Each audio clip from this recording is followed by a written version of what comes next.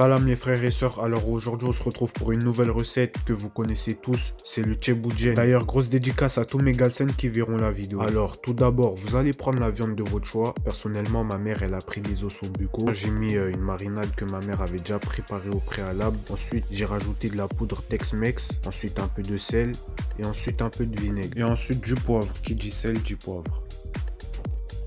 Après avoir mélangé le tout, j'ai rajouté du kumaji. Si vous n'avez pas de kumaji, rajoutez du sel. Ensuite, après avoir chauffé un peu d'huile dans votre casserole, vous allez rajouter votre viande marinée dedans. Vous sentez cette odeur quand on fait sauter la viande? Non, le goût de ça seulement. Panchi Sankana et déjà la vieille. Ensuite, après avoir mis votre viande de côté dans une assiette, vous allez rajouter de l'oignon et du poivron que vous allez ensuite faire frire dans votre casserole. Et y rajouter 2 cuillerées de concentré de tomate, c'est ultra important. Que vous allez mélanger.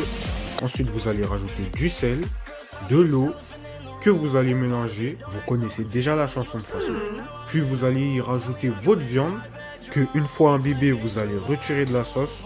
Une fois que c'est fait, vous allez rajouter de l'eau jusqu'à la moitié de la casserole. Vous allez rajouter un peu de poudre de crevettes, du poivre, du sel et de bouillon.